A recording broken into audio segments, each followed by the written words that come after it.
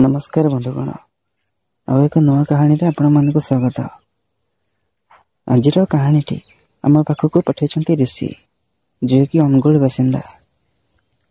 ऋषि आमको ये कहानी मध्यम कि से खरा छुट्टी समय गोटे थर जो मामू घर को जाते से समय से केमी निज माई सहित खराब कम कर बसते संपर्क बांधी हो जाते आर से भूल से आज पर्यटन केमी पश्चाताप करमितिका कम कहीं कले कहीं निज मामू को धोखा देले आउ कहीं निज माई सहित एमतीका कम केमी कर बसिले।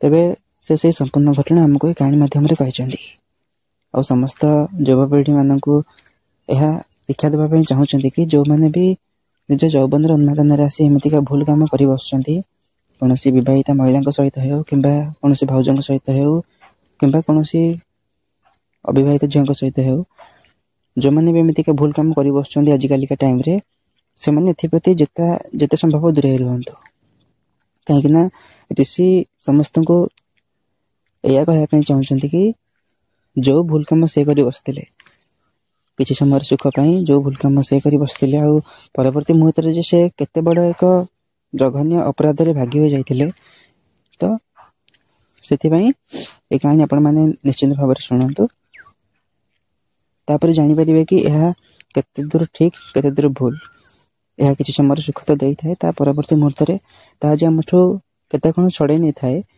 आपण मैंने यही कहानी मध्यम जाना पाइबे।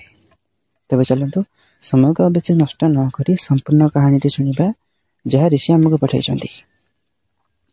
ऋषि कहते यही घटनाटी आज को पाखापाखि 4 वर्ष तलर।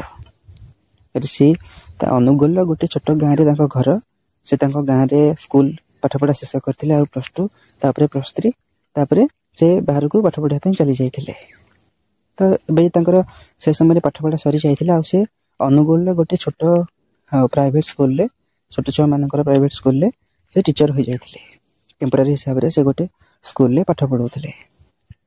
तब ऋषि कहते कि छोट बेलू जब भी छुट्टी मिले स्कूल छुट्टी हो कि जिते कॉलेज में पढ़ते से समय जिते भी छुट्टी मिलूला से मामू घर को निश्चिंत भाव में जाते कहीं छोट बेलू ही से मामू घर को जावाई बहुत भल पाती अजा आई मामू बहुत भल पाती और ऋषि से बहुत भल पाए। तेबे मामू घर कहवाक गले केवल अजा आई जड़े मामू माई आउ मामू माई 2 जन पिला छुआ। ऋषि कहते जितेबाला से +2 रे पाठ पढ़ुते से समय मामू को बह होता आउ जितेबाला से मामू को बाहाघर जोग देते माई को प्रथम थर पर देखी माई जितेबाला घर को आसिले जितेबाला से छुट्टी जाते जितेबाला सहित मिलामिशा करते तो बहुत भल लगे किंतु प्रथम से माई प्रति मन में कौन भी दुर्बलता आदौ नाला से समस्त को जमी सम्मान करुले मामू को जमी भल पाते अजा आई को जमी भल पाते सम्मान करुले स्नेह करुले तो माई को सेमती ही स्नेह करुले किंतु सुंदरतार विभोर हो मन में प्रति कौन भी चिंताधारा नाला कौन भी खराब चिंताधारा आदौ नाला। तेबे ऋषि कहते कि बाहाघर पर मामू बाहाघर पर से गोटे थर ही जाकि देखा कर पारे से कॉलेज रे व्यस्त रोकवा कारण निज पाठ पढ़ापढ़ी व्यस्त रोकवा कारण से केबे भी किछि वर्ष पर्यंत से केबे भी मामू घर को जाई पारि नथिले। पूर्व तो से जाउथले जेतेबेले से स्कूल पढ़ुଥିଲେ किंतु जेतेबेले मामू को विवाह होला +3 रे एडमिशन होइतिला आ तापर से बाहर को पाठ पढ़ाई चली जाइतिले तो यही किछि वर्ष भितर से केबे भी छुट्टी न मिलवा कारण समय न होता कारण से केबे भी मामू घर को जाई पारि नथिले। केबे केबे केबे तो से फोन रे कथा होतिले किंतु केबे भी से मामू घर को जाई पारि नथिले। किंतु एबे जेतेबेले से गोटे स्कूल टीचर थिले टेम्पोरारी भाव में जितेबाला खरा छुट्टी मिलता से समय से मामू घर को जावाई प्लान बनई कहीं जेहेतु से एत वर्ष है जाना पूर्व मामू घर को बहुत भल पाते मामू घर लोक बहुत भल पाते एवं जितेबाला छुट्टी मिली पूर्व कौन छुट्टी मिल पार नाते एवं जितेबाला छुट्टी मिलता तो से मामू घर को जावाई मन बढ़ाई से पूर्व तो शुणा पाई कि मामू माई 2 जन पिला छुआ है बोली किंतु से आखिरी केबे भी देखी नथिले जमती कि मुझे मान कहली कि से केबे भी जापारी ना मामू घर बाहाघर परठू से थरे जाते जितेबाला ବର୍ଷେ ହେଇନଥିଲା ତାଙ୍କର କୌଣସି ପିଲାପିଲି ହୋଇନଥିଲେ। କିନ୍ତୁ ତାଙ୍କର ଯେତେବେଳେ ପିଲାପିଲି ହୋଇଥିଲେ ତା ପରଠୁ ଏ କେବେ ବି ତାଙ୍କ ମାମୁଁ ଘରକୁ ଯାଇନଥିଲେ। ଏବେ ଏବେ ଏଇ 4 ବର୍ଷ ତଳେ ଯେତେବେଳେ ତାଙ୍କୁ ଛୁଟି ମିଳିଥିଲା ସେ ତାଙ୍କ ମାମୁଁ ଘରକୁ ଛୁଟିରେ ଚାଲି ଯାଇଥିଲେ। ଏବେ ସେ ତାଙ୍କ ମାମୁଁ ଘରେ ପାଖାପାଖି 1.5ରୁ 2 ମାସ ବିତେଇବାର ଥିଲା। ସେ ସମୟରେ ଯେତେବେଳେ ତାଙ୍କ ମାମୁଁ ଘରେ ଯାଇ ପହଞ୍ଚିଲେ ତାଙ୍କ ମାମୁଁ ଘରେ ଦେଖିବାକୁ ପାଇଲେ କି ତାଙ୍କ ଅଜା ଆଈ, ତାଙ୍କ ମାମୁଁ ମାଇଁ ଆଉ ତାଙ୍କର 2 ଜଣ ପିଲା, ଗୋଟେ ପୁଅ ଆଉ ଗୋଟେ ଝିଅ। ସେଇଠି ସମସ୍ତଙ୍କୁ ଦେଖି ରିଷି ବହୁତ ଖୁସି ହୋଇଯାଇଥିଲେ। କାହିଁକିନା ସେ ସମସ୍ତଙ୍କୁ ବହୁତ ଦୀର୍ଘ ଦିନ ପରେ ଦେଖୁଥିଲେ, ବହୁତ ବର୍ଷ ପରେ ଦେଖୁଥିଲେ। ଆଉ ଏ ପିଲା 2 ଜଣଙ୍କୁ ତ ସେ ଆଦୌ ଦେଖି ହିଁ ନଥିଲେ। ତେବେ ସମସ୍ତଙ୍କୁ ଦେଖି ରିଷି ବହୁତ ଖୁସି ହୋଇଗଲେ ଆଉ ସମସ୍ତଙ୍କୁ ସହିତ ଭଲ ମନ୍ଦ କଥା ହେବାକୁ ଲାଗିଲେ। ସେ ସମୟରେ ତାଙ୍କ ଅଜା ଘରେ ରହୁଥିଲେ, କେବେ କେବେ ହିଁ ସେ କାମକୁ ଯାଉଥିଲେ। ତାଙ୍କ ଅଜା ବିଲ କାମ କରନ୍ତି, ଚାଷବାସ କାମ କରନ୍ତି ଆଉ ତାଙ୍କ ମାମୁଁ ସେ ମଧ୍ୟ ଚାଷବାସ କାମ କରନ୍ତି। ସେ ସମୟରେ ତାଙ୍କ ଅଜାଙ୍କ ବୟସ ହୋଇଯାଇଥିବା କାରଣରୁ ସେ କେବେ କେବେ ହିଁ ବିଲ ଆଡ଼େ ଯାଉଥିଲେ, ନହେଲେ ସବୁ ସମୟରେ ସେ ଘରେ ରହୁଥିଲେ। ଆଉ ତାଙ୍କ ଆଈ ମଧ୍ୟ ସେ ଘରେ ରହୁଥିଲେ। ଆଉ ତାଙ୍କ ମାମୁଁ ସେ ସମୟରେ ଯେଉଁ ସମୟରେ କି ରିଷି ଖରା ଛୁଟି ସମୟରେ ଯାଇଥିଲେ ସେ ସମୟରେ ତାଙ୍କ ମାମୁଁ କାକୁଡ଼ି ଚାଷ କରୁଥିଲେ। ତାଙ୍କର ବହୁତ ଗୁଡ଼ିଏ ବିଲ ଥିବାରୁ ତାଙ୍କ ଅଜା ପୂର୍ବରୁ ଚାଷବାସ କାମ କରି ନିଜ ଘର ଚଳେଇ ଆଣିଥିଲେ। ଆଉ ଏବେ ତାଙ୍କ ମାମୁଁ ସେଇ ଚାଷବାସ କାମ କରି ନିଜ ଘର ଚଳାଉଥିଲେ। ତାଙ୍କ ଅଜାଙ୍କର କେବଳ ଗୋଟିଏ ପୁଅ ଆଉ ଗୋଟିଏ ଝିଅ ଥିଲେ। ଝିଅମାନେ ରିଷିଙ୍କ ମା' ଆଉ ପୁଅ ଗୋଟିଏ ରିଷିଙ୍କ ମାମୁଁ। ତେବେ ଯେତେବେଳେ ରିଷି ତାଙ୍କ ଘରେ ରହୁଥିଲେ ସେ ସମୟରେ କେବଳ ତାଙ୍କ ଘରେ ତାଙ୍କ ଅଜା ଆଈ ଆଉ ତାଙ୍କ ମାଇଁ ଆଉ ତାଙ୍କ ମାଇଁଙ୍କର 2 ପିଲା। ତାଙ୍କ 2 ପିଲା ମଧ୍ୟ ସେ ସମୟରେ ଛୋଟ ଛୋଟ ଥିବାରୁ ସେ ସବୁ ସମୟରେ ତାଙ୍କ ଜେଜେବାପା ଜେଜେମାଙ୍କ ପାଖରେ ରହୁଥିଲେ। ମାନେ ରିଷିଙ୍କ ଅଜା ଆଈଙ୍କ ପାଖରେ ସବୁ ସମୟରେ ରହୁଥିଲେ, ଖେଳୁଥିଲେ, ତାଙ୍କ ସହିତ ଖାଉଥିଲେ, ତାଙ୍କ ସହିତ ବସୁଥିଲେ, ତାଙ୍କ ସହିତ ଶୋଉଥିଲେ। ଯେହେତୁ ରିଷିଙ୍କ ମାଇଁ ଘର କାମରେ ବ୍ୟସ୍ତ ରହୁଥିଲେ ତେଣୁକରି ସେମାନେ ନିଜ ଅଜା ମାନେ ନିଜ ଜେଜେବାପା ଜେଜେମାଙ୍କ ପାଖରେ ହିଁ ରହୁଥିଲେ। ତେବେ ଯେତେବେଳେ ରିଷି ସେ ସମୟରେ ତାଙ୍କ ଘରକୁ ଯାଇଥିଲେ ତାଙ୍କ ଅଜା ଆଈଙ୍କ ସହିତ ବହୁତ ମିଳାମିଶା କରୁଥିଲେ। ତାଙ୍କ 2 ଭାଇ ଭଉଣୀଙ୍କ ସହିତ ବହୁତ ମିଳାମିଶା କରୁଥିଲେ, ତାଙ୍କ ମାମୁଁଙ୍କ ପୁଅ ଝିଅ ସହିତ ଆଉ ତାଙ୍କ ମାଇଁଙ୍କ ସହିତ ବି ଯାଇକି କଥା ହେଉଥିଲେ। ତାଙ୍କ ମାଇଁଙ୍କୁ ଯାଇକି କହୁଥିଲେ କି ମାମୁଁ ଖରାବେଳେ ଖାଇବାକୁ କେତେବେଳେ ଆସୁଛନ୍ତି ଆଉ କେମିତି କ'ଣ। ତାଙ୍କ ମାଇଁ ସେ ସମୟରେ ତାଙ୍କ ମାମୁଁଙ୍କ ବିଷୟରେ ଜଣେଇ ଏହା କହିଥିଲେ କି ତାଙ୍କ ମାମୁଁ ଏବେ ସବୁ ସମୟରେ ବିଲରେ ହିଁ ରହୁଛନ୍ତି। କାକୁଡ଼ି ଚାଷ କରିଥିବାରୁ ଗାଈ ଗୋରୁ କାଳେ ବିଲରେ ନ ପଶିବ ସେଥିପାଇଁ ସେ ବିଲରେ ସବୁ ସମୟରେ ଜଗୁଛନ୍ତି। ଆଉ ଖରାବେଳେ ସେ ଘରକୁ ଖାଇବା ପାଇଁ ଆସିକି ସାଙ୍ଗେ ସାଙ୍ଗେ ପୁଣି ବିଲକୁ ଚାଲି ଯାଉଛନ୍ତି। ଏମିତିକି ରାତିରେ ମଧ୍ୟ ସେ ସେଇଠି ହିଁ ରହୁଛନ୍ତି। ସେଠି ଗୋଟେ ଛୋଟ ଘର କରିଛନ୍ତି, ଜଣେ ସାଙ୍ଗଙ୍କ ସହିତ ସେ ସେଇଠି ହିଁ ରହୁଛନ୍ତି। ତେବେ ସେଇଠି ରିଷି ଅପେକ୍ଷା କରି ବସିଲେ କି ଯେତେବେଳେ ତାଙ୍କ ମାମୁଁ ଆସିବେ ଖରାବେଳେ ଖାଇବା ପାଇଁ ସେ ସମୟରେ ସେ ତାଙ୍କୁ ଦେଖା କରିବେ। ତ ଏମିତି ଖରାବେଳେ ସମୟ ଆସିଯାଏ ଆଉ ତାଙ୍କ ମାମୁଁ ତାଙ୍କ ଘରେ ଆସିକି ଖାଇବା ପାଇଁ ପହଞ୍ଚନ୍ତି। ସେ ସମୟରେ ରିଷି ତାଙ୍କ ମାମୁଁଙ୍କୁ ଦେଖା କରନ୍ତି। ତାଙ୍କ ମାମୁଁ ମଧ୍ୟ ରିଷିଙ୍କୁ ଦେଖି ବହୁତ ଖୁସି ହୋଇଯାନ୍ତି, କାହିଁକିନା ରିଷି ବହୁତ ଦିନ ପରେ ଏଠାକୁ ଆସିଛନ୍ତି। ରିଷି ମଧ୍ୟ ତାଙ୍କ ମାମୁଁଙ୍କୁ ଦେଖି ବହୁତ ଖୁସି ହୋଇଯାଆନ୍ତି ଆଉ ତାଙ୍କ ସହିତ ଭଲ ମନ୍ଦ କଥା ହୁଅନ୍ତି। ତାଙ୍କ ସାଙ୍ଗରେ ସେ 2 ଜଣ ମିଶିକି ଖାଆନ୍ତି। ସେ ସମୟରେ ତାଙ୍କ ମାମୁଁ ରିଷିଙ୍କୁ ଏହା କୁହନ୍ତି କି ତୁ ଏବେ କ'ଣ କରୁଛୁ କ'ଣ ନାହିଁ, ଛୁଟି କେତେ ଦିନ ଅଛି, ଏଠି କେତେ ଦିନ ରହିବା ପାଇଁ ପ୍ଲାନ୍ ତୋର ଅଛି। ତ ସବୁ କଥା ଜାଣିବା ପରେ ଯେତେବେଳେ ସେ ଜାଣିବାକୁ ପାଆନ୍ତି କି ସେ ରିଷି ଏବେ ଏଠି 1.5 ମାସ 2 ମାସ ପାଖାପାଖି ରହିବା ପାଇଁ ଆସିଛନ୍ତି, ସେ ସମୟରେ ତାଙ୍କ ମାମୁଁ ବହୁତ ଖୁସି ହୋଇ ଏହା କୁହନ୍ତି କି ମୁଁ ଏବେ ବିଲ କାମରେ ଟିକେ ବ୍ୟସ୍ତ ରହୁଛି। ଖରାଦିନ ସବୁ ବିଲ ପଡ଼ିଆ ପଡ଼ିଥିବାରୁ ମୁଁ ଯେହେତୁ ଚାଷ କରିଛି ତ ଗାଈ ଗୋରୁମାନେ ଖାଇଦେବାର ଆଶଙ୍କା ଅଛି। ତେଣୁକରି ମୋତେ ଟିକେ ଏବେ ସବୁ ସମୟରେ ସେଠି ଜଗିବା ପାଇଁ ପଡ଼ୁଛି। ଯେହେତୁ ମୁଁ ଘରେ ସମୟ ଦେଇପାରୁନି ତେଣୁକରି ତୁ ଏବେ ଯେହେତୁ କିଛି ଦିନ ପାଇଁ ଘରେ ଅଛୁ ତୁ ଟିକେ ଘରର ଦାୟିତ୍ୱ ସମ୍ଭାଳେ। ଦାୟିତ୍ୱ ମାନେ କ'ଣ, ତାଙ୍କୁ ବୁଝେଇ ଏହା କହିଥିଲେ କି ମାନେ ତାଙ୍କ ରିଷିଙ୍କ ଅଜାଙ୍କର ଯଦି କୌଣସି ଜିନିଷ ଆସିବାର ହେବ କିମ୍ବା ତାଙ୍କ ଛୁଆଙ୍କର ମାନେ ତାଙ୍କ ମାମୁଁଙ୍କ ପୁଅ ଝିଅଙ୍କର ଯଦି କୌଣସି ଜିନିଷ ଆସିବାର ହେବ କି ସେମାନେ କୁଆଡ଼େ ବାହାରକୁ ବୁଲିବା ପାଇଁ ଯିବେ କି କ'ଣ, କି ତାଙ୍କ ମାଇଁଙ୍କୁ ମଧ୍ୟ କୁଆଡ଼େ ବାହାରକୁ ଯିବାର ହେବ କି ତାଙ୍କର ମଧ୍ୟ କୌଣସି ଜିନିଷ ଆସିବାର ହେବ ତାହା ଟିକେ ଆଣିଦେବା ପାଇଁ। ରିଷି ମଧ୍ୟ ଯେହେତୁ ଏଠି ଏତେ ଦିନ ରହିବାର ଥିଲା ତାଙ୍କୁ, ତ ତାଙ୍କ ମାମୁଁଙ୍କ କଥାରେ ସେ ଖୁସି ଖୁସି ହଁ କହିଦେଇଥିଲେ। ଏହା କହିଥିଲେ କି ମାମୁଁ ତୁମେ ଜମାରୁ ବି ବ୍ୟସ୍ତ ହୁଅନି, ଯେପର୍ଯ୍ୟନ୍ତ ମୁଁ ଏଠି ଅଛି କାହାର କିଛି ଅସୁବିଧା ହେବାକୁ ଦେବି ନାହିଁ। ଯଦି ଯାହାର ବି କିଛି ଜିନିଷ ଆସିବାର ହେବ ମୁଁ ନେଇ ଆସିବି। ଆଉ ଏ ପିଲା 2 ଜଣ ତାଙ୍କୁ ମୁଁ ସବୁବେଳେ ସନ୍ଧ୍ୟାବେଳେ ଘେରା ନାଖି ବାହାରେ ନେଇକି ବୁଲେଇ ଆଣିବି। ଆଉ କେବେ କେବେ ମାଇଁଙ୍କୁ ମଧ୍ୟ ନେଇକି ବାହାରେ ଘେରା ନାଖି ବୁଲେଇ ଆଣିବି। ତ ତାଙ୍କ ମାମୁଁ ରିଷିଙ୍କ କଥାରେ ବହୁତ ଖୁସି ହେଲେ ଆଉ ଖାଇ ପିଇକି ପୁଣି ବିଲକୁ ଚାଲିଗଲେ। ଏହାପରେ ରିଷି ଖାଇ ପିଇ ସାରି ତାଙ୍କ ମାଇଁଙ୍କ ସହିତ ବସି କଥା ହେବାକୁ ଲାଗିଲେ। ସେ ସମୟରେ ତାଙ୍କ ଅଜା ଆଈ ଖାଇକି ଶୋଇପଡ଼ିଥିଲେ ଖରାବେଳେ, ଆଉ ତାଙ୍କ ପିଲା 2 ଜଣ ମଧ୍ୟ ତାଙ୍କ ଅଜା ଆଈଙ୍କ ପାଖରେ ଶୋଇପଡ଼ିଥିଲେ।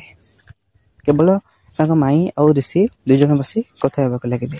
ତ ଏମିତି ଭଲ ମନ୍ଦ କଥା ହଉ ହଉ ଋଷି ତାଙ୍କ ମାଇଁଙ୍କୁ ପଚାରିଲେ କି ତମେ ଏକୁଟିଆ ଜିନିଷପତ୍ର କେମିତି ଆଣୁଛ, କ'ଣ କରୁଛ?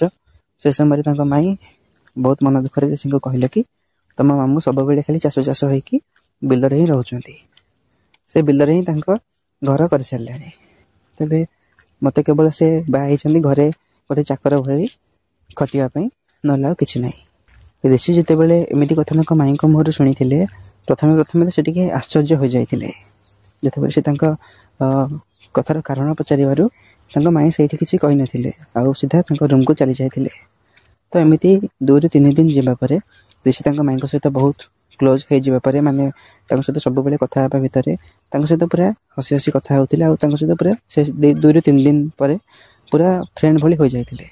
ଏବେ ସେମାନେ ମାଇଁ ଭଣଜା ବୋଲି ନୁହେଁ, ଏବେ ସେମାନେ 2 ସାଙ୍ଗ ଭଳି ଦୁହିଁଙ୍କ ସହିତ ବ୍ୟବହାର କରିବାକୁ ଲାଗିଥିଲେ। କାହିଁକିନା ତାଙ୍କ ଘରେ ତ ସେମିତି ଆଉ କେହି ବି ନଥିଲେ, ତାଙ୍କ ଅଜା ଆଈ ଆଉ ତାଙ୍କର 2 ପିଲା। ସେ 2 ପିଲା ତ ବହୁତ ଛୋଟ ଥିଲେ, ତେଣୁକରି ସେ ତାଙ୍କ ଅଜାଙ୍କ ପାଖରେ ସବୁ ସମୟରେ ରହୁଥିଲେ। ଆଉ ତାଙ୍କ ଅଜା ଆଈ କେବଳ ତାଙ୍କ ରୁମ୍ରେ ଗୋଟେ ଟିଭି ଥିଲା, ସେ ଟିଭିକୁ ଦେଖି ନିଜର ସମୟକୁ ଅତିବାହିତ କରୁଥିଲେ।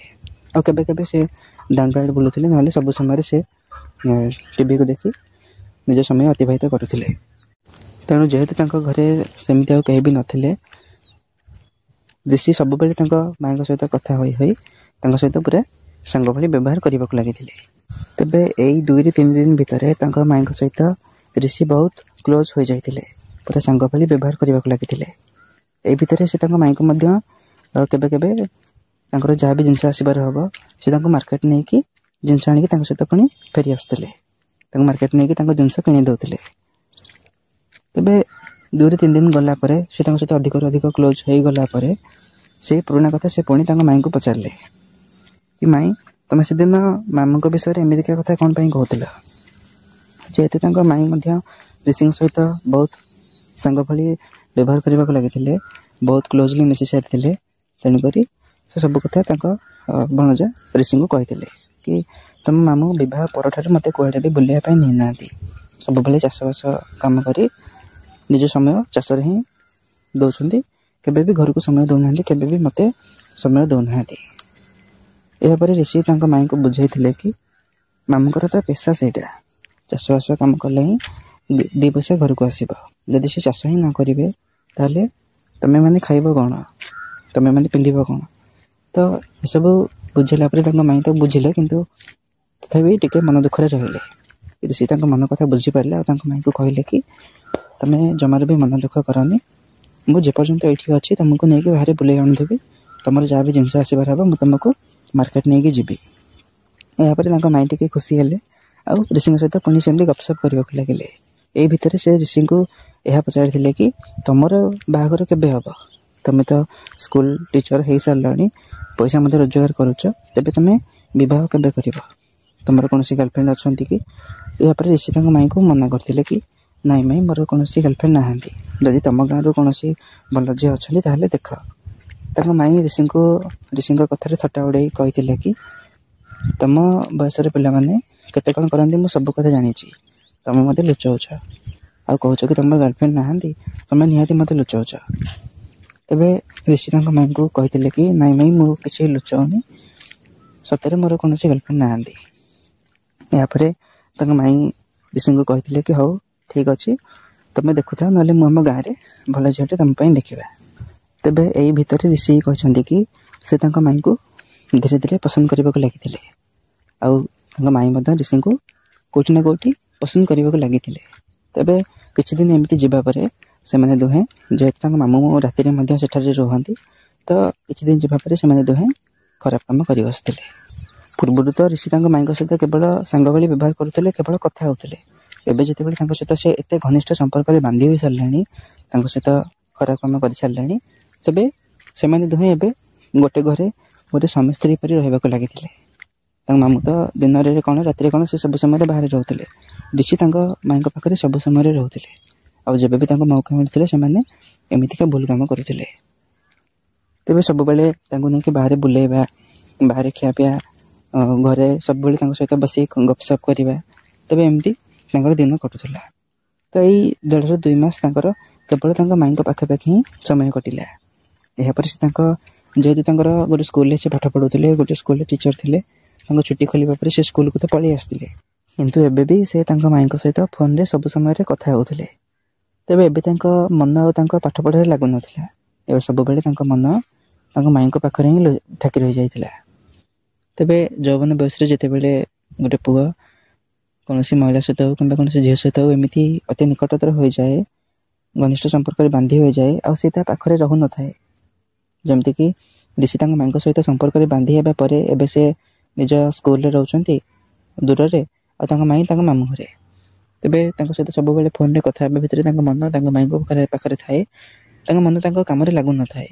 ତେବେ ଏମିତି ଯେତେବେଳେ ତାଙ୍କ ସ୍କୁଲର ପ୍ରିନ୍ସିପାଲ ଏସବୁ ନୋଟିସ୍ କଲେ କି ରିଷି ଆଉ ଠିକ୍ରେ ପାଠ ପଢ଼ାଉନାହାନ୍ତି, ପାଠ ପଢ଼ାରେ ଆଉ ମନ ଦେଉନାହାନ୍ତି, ତେଣୁକରି ଯେହେତୁ ତାଙ୍କର ଟେମ୍ପୋରାରୀ ଚାକିରି ଥିଲା, ତାଙ୍କର ଚାକିରି ଚାଲିଗଲା। ଏହାପରେ ରିଷି ସେଇଠି ଭାବିବାକୁ ଲାଗିଲେ କି ସେ କେତେ କଷ୍ଟ କରିକି ଗୋଟିଏ ଜାଗାରେ ଚାକିରି କରୁଥିଲେ, 2 ପଇସା ରୋଜଗାର କରୁଥିଲେ, କିନ୍ତୁ କେବଳ ତାଙ୍କର ଏଇ ଭୁଲ ପାଇଁ, ଏଇ ସମ୍ପର୍କ ପାଇଁ ତାଙ୍କର ଚାକିରି ଆଜି ଚାଲିଯାଇଛି।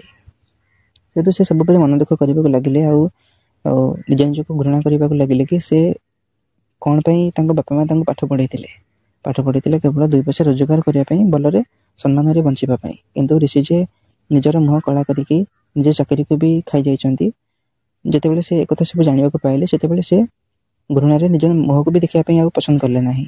ସବୁବେଳେ ଏବେ ପଶ୍ଚାତାପ କରିବାକୁ ଲାଗିଲେ କି ସେ ଏତେ ବଡ଼ ଜଘନ୍ୟ ପାପ କାମ କେମିତି କରି ବସିଲେ। ଆଉ ସବୁବେଳେ ଏହା ଭାବିବାକୁ ଲାଗିଲେ କି ଯେଉଁ ମାମୁଁ ତାଙ୍କୁ ଏତେ ସମ୍ମାନ କରିଥିଲେ, ତାଙ୍କୁ ଏତେ ଭଲ ପାଇଥିଲେ, ସେ ତାଙ୍କୁ ବହୁତ ବିଶ୍ୱାସ କରି ତାଙ୍କ ସ୍ତ୍ରୀଙ୍କୁ ତାଙ୍କ ହାତରେ ବାହାରକୁ ବୁଲିବା ପାଇଁ ପଠାଉଥିଲେ। ଜିନିଷପତ୍ର ଆଣିବାର ନହେଲେ ମଧ୍ୟ ଯେତେବେଳେ ସେ ଜାଣିବାକୁ ପାଉଥିଲେ କି ସେ ଦୁହେଁ କେବଳ ବାହାରକୁ ବୁଲିବା ପାଇଁ ଯାଇଛନ୍ତି, ତଥାପି ମଧ୍ୟ ତାଙ୍କ ମାମୁଁ କିଛି କହୁନଥିଲେ, କାହିଁକିନା ସେ ମଧ୍ୟ ଏହା ଜାଣୁଥିଲେ କି ସେ ତାଙ୍କ ସ୍ତ୍ରୀଙ୍କୁ ବାହାରକୁ କୁଆଡ଼େ ନେଇପାରୁନାହାନ୍ତି, ତାଙ୍କର ଯେହେତୁ ସମୟ ନାହିଁ। ଯଦି ରିଷି ତାଙ୍କ ସହିତ ବୁଲାବୁଲି କରୁଛନ୍ତି, ତେବେ ତାଙ୍କର କୌଣସି ଆପତ୍ତି ନଥିଲା, ସେ ଖୁସି ଖୁସିରେ ସେମାନଙ୍କୁ ବାହାରକୁ ବୁଲିବା ପାଇଁ ପଠାଉଥିଲେ। କିନ୍ତୁ ରିଷି ଯେ ତାଙ୍କ ବିଶ୍ୱାସରେ ଧୋକା ଦେଲେ, ସେଥିପାଇଁ ରିଷି ଏହା ଭାବିବାକୁ ଲାଗିଲେ କି ଏତେ ଭଲ ଲୋକକୁ ଯେହେତୁ ସେ ଧୋକା ଦେଇଛନ୍ତି, ତେଣୁକରି ଭଗବାନ ତାଙ୍କୁ ତାଙ୍କର ସବୁକିଛି ହରାଇ ତାଙ୍କୁ ଠିକ୍ ଦଣ୍ଡ ଦେଇଛନ୍ତି। ତେଣୁକରି ସେ ସମସ୍ତଙ୍କୁ ଏହି କାହାଣୀ ମାଧ୍ୟମରେ ଏହା କହିବା ପାଇଁ ଚାହୁଁଛନ୍ତି କି ଯେଉଁ ଯୁବପିଢ଼ିମାନେ କୌଣସି ମହିଳାଙ୍କ ସହିତ ହେଉ କିମ୍ବା କୌଣସି ଭାଉଜଙ୍କ ଆଡ଼କୁ ଆକୃଷ୍ଟ ହେଉଛନ୍ତି, ଏସବୁ ଖରାପ କାମ କରିବା ପାଇଁ ମନ ବଳାଉଛନ୍ତି, ସେମାନେ ଯଥାସମ୍ଭବ ଏଥିପ୍ରତି ଦୂରେଇ ରୁହନ୍ତୁ। ଆଉ ନିଜ କ୍ୟାରିୟର ଉପରେ ଫୋକସ୍ କରନ୍ତୁ। ନିଜ କେମିତି 2 ପଇସା ରୋଜଗାର କରିବେ, ସମ୍ମାନରେ ବଞ୍ଚିବେ, ନିଜ ପରିବାର ନାଁ ରଖିବେ, ସେମାନେ ଏଥିପ୍ରତି ମନ ଦିଅନ୍ତୁ। କିନ୍ତୁ କୌଣସି ମହିଳାଙ୍କ ସହିତ ହେଉ କିମ୍ବା କୌଣସି ଭାଉଜଙ୍କ ଆଡ଼କୁ ଏମିତି ମନ ଦେଇ ନିଜ ଜୀବନକୁ ନଷ୍ଟ ନ କରନ୍ତୁ, ଯେମିତିକି ସେ ନିଜେ କରିଛନ୍ତି, ଯେମିତିକି ରିଷି କରିଛନ୍ତି। ତେବେ ଏଇଠି ଆଜ୍ଞା ଆପଣମାନଙ୍କୁ ଆଉ ଗୋଟେ କଥା କହି ରଖିବାକୁ ଚାହିଁବି କି ଯେଉଁମାନେ ବି ନିଜ କାମରେ ବ୍ୟସ୍ତ ରହୁଛନ୍ତି, ନିଜ ସ୍ତ୍ରୀଙ୍କୁ ସମୟ ଦେଇପାରୁନାହାନ୍ତି, ନିଜ ଘରେ ସମୟ ଦେଇପାରୁନାହାନ୍ତି, ସେମାନେ ଟିକେ ସମୟ ବାହାର କରନ୍ତୁ। ନିଜ ଘରେ ସମୟ ଦେବା ପାଇଁ, ନିଜ ସ୍ତ୍ରୀଙ୍କୁ ସମୟ ଦେବା ପାଇଁ ଟିକେ ସମୟ ବାହାର କରନ୍ତୁ। କାହିଁକିନା ଏଇ କାହାଣୀରୁ ତ ଆପଣମାନେ ଜାଣିବାକୁ ପାଇଥିବେ କି ଯଦି ଆପଣମାନେ ନିଜ ଘରେ ସମୟ ଦେବେନି, ନିଜ ସ୍ତ୍ରୀଙ୍କୁ ସମୟ ଦେବେନି, ତାହେଲେ ସେ ଯେ ଆଉ କାହା ସହିତ ଏମିତିକା କାମ ନ କରି ବସିବେ, ତାହାର କୌଣସି ଗ୍ୟାରେଣ୍ଟି ନାହିଁ। ଯଦି ଆପଣ ସମୟ ଦେବାକୁ ଚାହୁଁନାହାନ୍ତି, ତେବେ ସିଏ ତ ସେଇଟାକୁ ଚାହୁଁଛନ୍ତି ନା କି ହଁ ମୋ ସାଙ୍ଗରେ କିଏ ଭଲରେ ମିଶୁ, ମୋତେ ଟିକେ ସମୟ ଦେଉ, ମୋତେ ଟିକେ ବାହାରେ ବୁଲିବା ପାଇଁ ନେଉ, ଯେମିତିକି ରିଷିଙ୍କ ମାଇଁ ଚାହିଁଥିଲେ। ଯଦି ଆପଣଙ୍କ ସ୍ତ୍ରୀଙ୍କୁ ଆପଣ ସମୟ ଦେଉନାହାନ୍ତି, ତେଣୁକରି ସେ ଆଉ କାହାକୁ ଲୋଡ଼ିବେ କି ମୋ ସାଙ୍ଗରେ ମିଶୁ, କି ମୋତେ ସମୟ ଦେଉ। ତ ଏମିତି ତାଙ୍କ ସହିତ ବୁଲାବୁଲି କରିବା ଭିତରେ ଦୁହିଁଙ୍କ ଭିତରେ ସମ୍ପର୍କ ଗଢ଼ି ଉଠିବ। ଏଇଟା ଆଜ୍ଞା ନିରାଟ ସତ୍ୟ କଥା। ଏଠି ମୁଁ କେଉଁ ମହିଳାମାନଙ୍କୁ ଖରାପ ବୋଲି କହୁନି, ସମସ୍ତେ ବହୁତ ଭଲ, ସମସ୍ତେ ଦେବୀ ସମାନର। କିନ୍ତୁ ଯେଉଁଟା ସତ ସେଇଟା ମୁଁ ଆପଣମାନଙ୍କୁ କେବଳ ଚେତାବନୀ ଦେଉଛି କି ଯଦି ଆପଣମାନେ ଏମିତି କରୁଛନ୍ତି, ତାହେଲେ ଏଥିପ୍ରତି ଟିକେ ସାବଧାନ ରୁହନ୍ତୁ। ଯେଉଁମାନେ ସବୁବେଳେ କାମ ହୋଇକି ନିଜ ଘରକୁ ଭୁଲି ଯାଉଛନ୍ତି, ନିଜ ସଂସାରକୁ ଭୁଲି ଯାଉଛନ୍ତି, ନିଜ ସ୍ତ୍ରୀଙ୍କୁ ଭୁଲି ଯାଉଛନ୍ତି, ସେମାନେ ଟିକେ ସତର୍କ ହୋଇଯାଆନ୍ତୁ। ଆଉ ଯେତିକି ଆପଣଙ୍କୁ ସମୟ ମିଳୁଛି, ସେତିକି ଆପଣଙ୍କୁ ସମୟ ଆପଣଙ୍କ ସ୍ତ୍ରୀଙ୍କ ପାଖରେ ଦିଅନ୍ତୁ। ତାଙ୍କୁ ବାହାରକୁ ବୁଲାଇବା ପାଇଁ ନିଅନ୍ତୁ, ତାଙ୍କୁ ଭଲ ଭଲ କଥା କହିକି ତାଙ୍କୁ ଭଲ ପାଇବା ଦେଇକି ରଖନ୍ତୁ। ତ ଆପଣଙ୍କ ପକ୍ଷେ ଯେତିକି ବି ସମ୍ଭବ ଆପଣ ସେତିକି କରନ୍ତୁ। ତେବେ ଏହି କାହାଣୀ ମାଧ୍ୟମରେ ଆପଣମାନଙ୍କର ମତାମତ କ'ଣ, ଆପଣ ଆମକୁ କମେଣ୍ଟ କରି ନିଶ୍ଚୟ ଜଣାଇବେ କି ଏଠି ପ୍ରଥମ ଭୁଲ କାହାର ଥିଲା, ରିଷିଙ୍କର ଥିଲା, ତାଙ୍କ ମାମୁଙ୍କର ଥିଲା, ନା ତାଙ୍କ ମାଇଁଙ୍କର ଥିଲା। ଆପଣମାନଙ୍କର ମତାମତ ମୁଁ କମେଣ୍ଟ ବକ୍ସରେ ଅପେକ୍ଷା କରିଥିବି। ଆଉ ଯଦି ଆପଣଙ୍କ ପାଖରେ ବି ଏହିପରି କିଛି ରିଅଲ୍ ଲାଇଫ୍ ଇନସିଡେଣ୍ଟ ବା କିଛି ପ୍ରେମ କାହାଣୀ ଥାଏ ତେବେ ଆପଣ ଆମ ସହ ସେୟାର ମଧ୍ୟ କରିପାରିବେ। ଆମ ଇନଷ୍ଟା ଆଇଡି ଭିଡ଼ିଓର ଡିସ୍କ୍ରିପ୍ସନ୍ ବକ୍ସରେ ଦିଆଯାଇଛି। ତେବେ ଆଜି ପାଇଁ ରହିଲି, ଧନ୍ୟବାଦ।